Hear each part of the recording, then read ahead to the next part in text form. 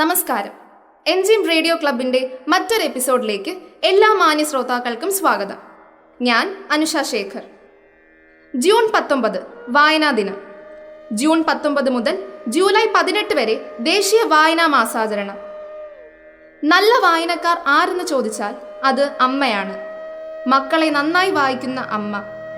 നല്ല എഴുത്തുകാരൻ ആരെന്ന് ചോദിച്ചാൽ അത് അച്ഛനാണ്. മക്കളുടെ ജീവിതം രചിക്കുന്ന അച്ഛൻ. നല്ല പുസ്തകം ഏതെന്ന് ചോദിച്ചാൽ അത് ജീവിത കഥയാണ്. അച്ഛൻ്റെയും അമ്മയുടെയും ജീവിത കഥ. നല്ലത് വായിക്കാനും അത് ജീവിതത്തിൽ പകർത്താനും നമുക്ക് സാധിക്കട്ടെ. കേരളത്തിലെ ജനങ്ങളെ വായിക്കാൻ പഠിപ്പിച്ച വായനയുടെ പിതാവ് എന്നറിയപ്പെടുന്ന പുതുവായിൽ നാരായണ പണിക്കർ എന്ന PN പണിക്കരുടെ ചരമദിനമാണ് നാം വായനാ ദിനമായി ആചരിക്കുന്നത്. 1909 മാർച്ച് 1 ആലപ്പുഴ ജില്ലയിലെ നീലംപേരൂരിൽ ജനിച്ചു. അധ്യാപകനായാണ് അദ്ദേഹം ആദ്യം ജോലിയിൽ പ്രവേശിച്ചത്. തൻ്റെ നാട്ടിലെ ജനങ്ങളെ വായിപ്പിക്കുന്നതിനു വേണ്ടി പുസ്തകങ്ങൾ ശേഖരിച്ച് സനാതന ധർമ്മം ഗ്രന്ഥശാല സ്ഥാപിച്ചുകൊണ്ടാണ് അദ്ദേഹം സാംസ്കാരിക പ്രവർത്തനങ്ങൾക്ക് തുടക്കം കുറിച്ചത്. എഴുത്ത് പഠിച്ച് കരുത്ത് നേടുക, വായിച്ച് വളരുക, ചിന്തിച്ച് വിവേകം നേടുക തുടങ്ങിയ മുദ്രാവാക്യങ്ങളുമായി കാസർഗോഡ് മുതൽ കന്യാകുമാരി വരെ അദ്ദേഹം ജാഥ സംഘടിപ്പിച്ചിരുന്നു. നിരക്ഷരത നിർമ്മാർജ്ജനം ചെയ്യാൻ വേണ്ടി കാൻഫെഡ് രൂപീകരിച്ചു. എല്ലാ ഗ്രാമങ്ങളിലും ഗ്രന്ഥശാലകൾ വന്നു. തുടർന്ന് കേരള ഗ്രന്ഥശാല സംഘം രൂപീകൃതമായി. 1995 ജൂൺ 19 അദ്ദേഹം അന്തരിച്ചു. ഈ വായനാ ദിനത്തിൽ എൻ്റെ പ്രിയപ്പെട്ട കൂട്ടുകാർക്ക് വായിക്കാൻ ഞാനൊരു പുസ്തകം നിർദ്ദേശിക്കാം. ഇന്ത്യയുടെ ആദ്യ പ്രധാനമന്ത്രി ജവഹർലാൽ നെഹ്റു മകൾ ഇന്ദിരാ പ്രിയദർശിനിക്ക് വേണ്ടി എഴുതിയ 30 കത്തുകളുടെ സമാഹാരമാണ് ഒരച്ഛൻ മകൾക്കയച്ച കത്തുകൾ.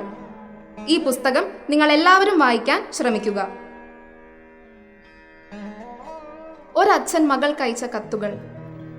1928 കാലഘട്ടത്തിൽ മകൾ അന്ന് ഹിമാലയത്തിലുള്ള മുസൂറിയിലും അദ്ദേഹം അടിവാരത്തുള്ള സമഭൂമിയിലുമാണ് താമസിച്ചിരുന്നത്.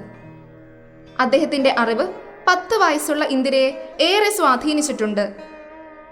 ഭൂമിയുടെ ഉദ്ഭവം, മനുഷ്യന്റെ പരിണാമം, പ്രകൃതിയുടെ വൈവിധ്യം, ഭാഷയും ചരിത്രവും, ഇന്ത്യയുടെ പൈതൃകം തുടങ്ങിയ ഒട്ടനവധി വിഷയങ്ങളെക്കുറിച്ച് ഓരോ കത്തും സംവദിക്കുന്നു. ചരിത്ര വസ്തുതകളും പരിണാമ സിദ്ധാന്തങ്ങളും മറ്റും വിശദീകരിച്ച് നെഹ്റു ഇന്ദിരയെ വിശ്വമാനവികതയിലേക്ക് കൈപിടിച്ചുയർത്തുന്നു. പ്രകൃതി ഗ്രന്ഥം എന്ന ആദ്യ കത്തിൽ നെഹ്റു പറയുന്നത് ലോകം മുഴുവൻ ഒന്നാണെന്നും അതിലെ നിവാസികൾ നമ്മുടെ സഹോദരങ്ങളാണെന്നുമാണ്.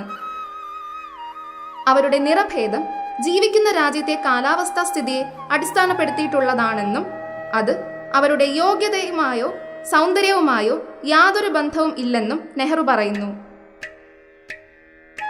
അന്ധവിശ്വാസങ്ങളെ വളരെ ആർജവത്തോടുകൂടി നെഹ്റു ചോദ്യം ചെയ്യുന്നു. അതിന്റെ ശാസ്ത്രീയതയെക്കുറിച്ച് കാര്യകാരണ സഹിതം മകളെ പറഞ്ഞു മനസ്സിലാക്കുന്നു. ലോകത്തിന്റെയും ഇന്ത്യയുടെയും പ്രശ്നങ്ങൾ പരിഹരിക്കാനുള്ള ഒരേ ഒരു മാർഗം സോഷ്യലിസം ആണെന്ന് അദ്ദേഹം കത്തിൽ പറയുന്നു. നെഹ്റുവിന്റെ ഈ പുസ്തകം എന്നും വായിക്കപ്പെടുക തന്നെ വേണം. മറ്റൊരു എപ്പിസോഡിൽ കൂടുതൽ വിശേഷങ്ങളും വാർത്തകളുമായി വീണ്ടും കാണാമെന്ന പ്രതീക്ഷയോടെ നിങ്ങളുടെ സ്വന്തം അനുഷ.